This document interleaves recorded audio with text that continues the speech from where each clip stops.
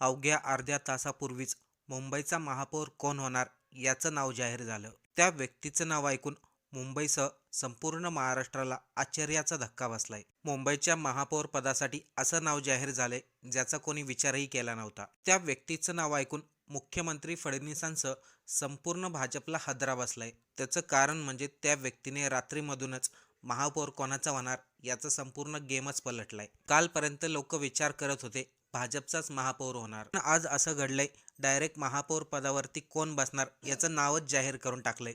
आता मुंबईच्या महापौर पदावरती कोणता व्यक्ती बसणार याचा अंदाज आपल्याला लागलाच असेल. काल रात्री मुंबईमध्ये अशी घडामोड घडली जी ना कोणत्या बातम्यामध्ये दिसली ना कोणत्या कॅमेऱ्यामध्ये रेकॉर्ड झाली. कालपर्यंत सोशल मीडियावरती एकच चर्चा रंगली होती, मुंबईचा महापौर होणार तो भाजपचाच होणार.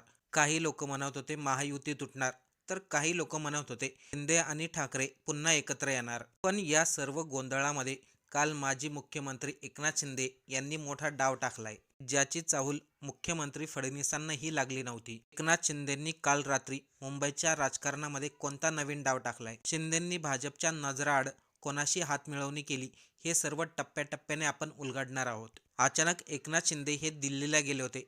त्यांच्याबरोबर त्यांचे काही मोजकेच विश्वासू लोक होते. त्या सर्वांना तातडीने केंद्रीय मंत्री अमित शाह यांच्या निवासस्थानी बोलवण्यात आलं. बाहेर दिल्लीमध्ये भरपूर थंडी होती, पण बंद खोलीमध्ये राजकारणाचं वातावरण चांगलेच तापलेलं होतं. एका बाजूला ज्याला सत्तेमधील चाणक्य म्हणलं जातं ते अमित शहा बसलेले होते, तर दुसऱ्या बाजूला जमिनीवरचा कार्यकर्ता माजी मुख्यमंत्री असलेले आणि सध्याचे उपमुख्यमंत्री एकनाथ शिंदे बसलेले होते. अमित शहांनी एकनाथ शिंदेसमोर एक फाईल ठेवली आणि फाईल ठेवतच म्हणाले, मुंबईवरती यंदा भाजपचाच महापौर बसेल. हे भाजपचं अनेक वर्षापासूनचं स्वप्न आहे. यासाठी एकनाथजी तुम्हाला सहकार्य करावं लागेल. एकनाथ शिंदे यांनी अमित शहांचं पूर्ण बोलणं एकदम शांतपणे ऐकून घेतलं आणि अमित शहांना थेट म्हणाले, मी मुख्यमंत्री झालो होतो तो आमच्या शिवसैनिकांच्या जोरावरती. जर मुंबईमध्ये शिवसेनेचा महापौर नसेल तर आमच्या शिवसेनेमधील प्रत्येक कार्यकर्ता मला याचा जाब विचारतील. शिवसेना हा मुंबईचा पाया आहे आणि तो जर सोडला तर आमचं काय अस्तित्व उरणार. एकनाथ शिंदे यांचं हे बोलणं ऐकल्यानंतर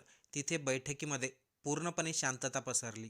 पण याच शिंदे आणि अमित शहा यांच्या बैठकीमध्ये असं घडलंय ज्याची चर्चा आता सर्वत्रच रंगली आहे. सूत्रांनी दिलेल्या माहितीनुसार एकनाथ शिंदे हे अमित शहा यांच्या समोर ठाम होते, मुंबईचा महापौर होणार तो शिवसेनेचाच होणार. पण त्याच वेळीच शिंदेंच्या काही फायलींचा उल्लेख करण्यात आला. राजकारणामध्ये सत्तेचा वापर ज्या प्रकारे खुर्ची मिळवण्यासाठी होतो त्याचप्रमाणे विरोधकांना संपवण्यासाठी देखील केला जातो. असं म्हटलं जातं की एकनाथ शिंदे यांच्या शिवसेनेमध्ये जे मंत्री आहेत त्यांच्या काही जुन्या तक्रारी आणि ईडीच्या चौकशी संदर्भात तिथे बोलणं झालं. जर महायुतीमध्ये राहून आमचं ऐकायचं नसेल तर आम्हाला कठोर पावलं उचलावी लागतील, असं एकनाथ शिंदे यांना थेट निरोप मिळाला. एकनाथ शिंदेंसाठी हा फक्त इशारा नव्हता तर थेट धमकी होती. शिंदेंना पूर्णपणे जाणीव झाली होती, आपण जर आत्ता माघार घेतली तर आपलं संपूर्ण राजकारण संपेल आणि जर लढले तर यंत्रणांचा सामना करावा लागेल. पण शिंदे मात्र झुकले नाही. अमित शहा यांच्यासमोर एकनाथ शिंदे हो किंवा नाही असं काहीही न सांगता तिथून बाहेर पडले. शिंदेंच्या मनामध्ये संतापाची लाट पसरलेली होती. जर आपण आज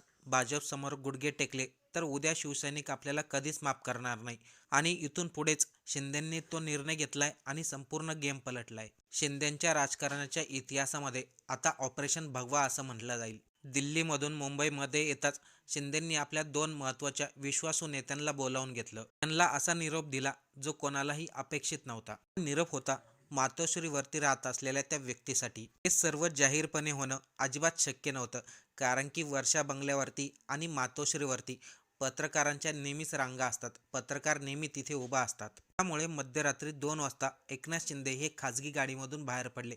कोणालाही कल्पना आली नाही त्या गाडीमध्ये एकनाथ शिंदे असतील. ही गाडी थेट मातोश्रीवरती गेली नाही तर मुंबईच्या उपनगरामध्ये असलेल्या एका फार्म हाऊसवरती गेली. तिथे कोणताही पत्रकार नव्हता, कोणाचंही लक्ष नव्हतं. त्या फार्म हाऊसवरती अगोदरच 2 गाड्या आलेल्या होत्या. त्यामध्ये एक गाडी होती ती उद्धव ठाकरे यांच्या अत्यंत जवळच्या माणसाची, तर दुसरी गाडी होती त्या व्यक्तीची ज्या व्यक्तीचा आजही एकनाथ शिंदे आणि उद्धव ठाकरे मोठा सन्मान करतात. त्या फार्म हाऊसवरती रात्री जे घडलं त्यानंतर मुंबईतील राजकारण पूर्णपणे बदललंय. रात्री झालेल्या त्या बैठकीमध्ये उद्धव ठाकरे यांच्या अत्यंत जवळचे शिलेदार होते. ते एकनाथ शिंदेंना उद्देशून म्हणाले, 2.5 वर्षापूर्वी तुम्ही जे काय केलंय ते आता सर्व इतिहासामध्ये जमा झालंय. पण आज प्रश्न तुमचा किंवा आमचा नाहीये, तर पूर्ण शिवसेनेचा आहे. बाळासाहेबांची ती शिवसेना, मुंबईतील शिवसेना, त्या शिवसेनेबद्दल भाजप विचार करतंय. ही शिवसेना पूर्णपणे संपली पाहिजे, तुटली पाहिजे. आज मुंबईच्या महानगरपालिकेवरती भाजपचा डोळा आहे आणि जर तुम्ही त्यांना साथ दिली तर ही मुंबई त्यांच्या ताब्यामध्ये जाईल. मग उद्या मराठी माणसाला कोणीही विचारणार नाही. बाळासाहेबांनी ज्या मुंबईला वाचवण्यासाठी आपलं संपूर्ण आयुष्य वेचलं, त्या मुंबईला वाचवण्यासाठी तुम्हाला आणि आम्हाला एकत्र यावंच लागेल. लोक तुम्हाला आज गद्दार म्हणत असतील, पण जर तुम्ही यावेळेस भाजपला रोखलं, जर मुंबईमध्ये शिवसेनेचा महापौर बसवला, तर तुम्ही मुंबईकरांसाठी दुसरे आनंद दिघे व्हाल. भाजपला काहीही झालं, कोणत्याही परिस्थितीमध्ये शिवसेना संपवायची आहे, मग तुमची असो किंवा आमची असो. जर आपण आज एकत्र आलो नाही तर इतिहासामध्ये आपली नोंद होईल. शिवसैनिकांनी आपलं मुंबईचं घर दुसऱ्याला विकलं. चला मग तर मुंबईचा भगवा वाचवण्यासाठी आपण दोन्हीही शिवसेना एकत्र येऊया. त्या नेत्याचे हे शब्द एकनाथ शिंदे यांच्या जिव्हारी लागले. त्यांच्या डोळ्यामध्ये पाणी आलं. त्यावेळेस एकनाथ शिंदेंनी तिथेच शब्द दिला, मुंबईमध्ये भगवा फडकणार आणि तोही शिवसेनेचाच. तिथेच ठिणगी पडली ती तिसऱ्या आघाडीची, जी आता भाजपला पूर्णपणे सत्तेच्या बाहेर ठेवणार आहे. याची पहिली झलक ही सर्वांना दिसलीच असेल, ती KDMC मध्ये, म्हणजे कल्याण डोंबिवली महानगरपालिकेमध्ये. कल्याण डोंबिवली महानगरपालिकेमध्ये एकनाथ शिंदेंनी तोच डाव टाकलाय. या महानगरपालिकेमध्ये भाजपला 50 जागा मिळाल्या तर एकनाथ शिंदे यांच्या शिवसेनेला 53 जागा मिळाल्या. भाजपला पूर्णपणे खात्री होती, सत्तेच्या लाभासाठी एकनाथ शिंदे हे त्यांच्याबरोबर येतील. शिंदेंच्या मनामध्ये मात्र वेगळंच होतं.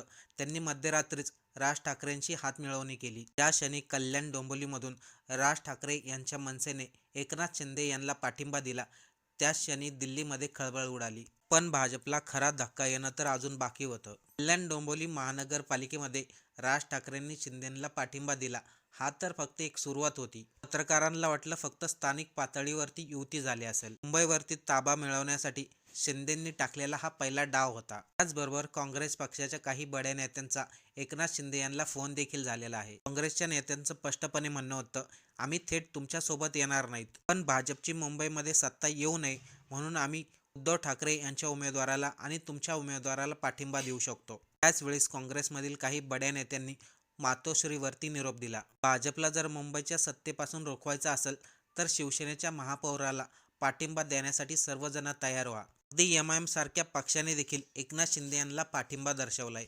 मुख्यमंत्री फडणवीस बाहेर देशाच्या दौऱ्यावरती होते. त्यांची मुंबईमध्ये बारकाईने नजर होती, पण शिंदेंनी रात्रीच गुप्त बैठक करून पूर्ण गेम पलटवलाय. पण भाजप देखील यामध्ये कमी नाही. ज्या पद्धतीने सांगितलं, शिंदेंच्या काही मंत्र्यांचे काही प्रकरणं बाहेर पडू शकतात, त्याच दबाव तंत्राचा वापर भाजप शिंदेंवरती करतील. मग त्यावेळेस अशा पद्धतीने घडू शकते, 50-50चा फॉर्म्युला वापरण्यात येईल. म्हणजे 2.5 वर्ष भाजपचा महापौर आणि 2.5 वर्ष शिंदेंचा महापौर. तर शिंदे खरंच आपली शिवसेना भाजपच्या हातामध्ये देतील की नाही, हा सर्वात मोठा प्रश्न आहे. कालच शिवसेनेचे नेते भास्कर जाधव म्हणाले, एकनाथ शिंदेंनी मुंबईमधील शिवसेना वाचवायला हवी. गेल्या अनेक वर्षापासून मुंबईवरती भगवा फडकतोय, तोही शिवसेनेचा, आणि पुढच्या वेळेस देखील शिवसेनेचाच भगवा फडकायला हवा. एकनाथ शिंदेंनी उद्धव ठाकरे यांच्या शिवसेनेला पाठिंबा द्यायला हवा. जर असं घडलं नाही आणि भाजपचा महापौर आला तर भाजप मुंबईमधून पूर्ण शिवसेना संपवण्याच्या प्रयत्नामध्ये असेल.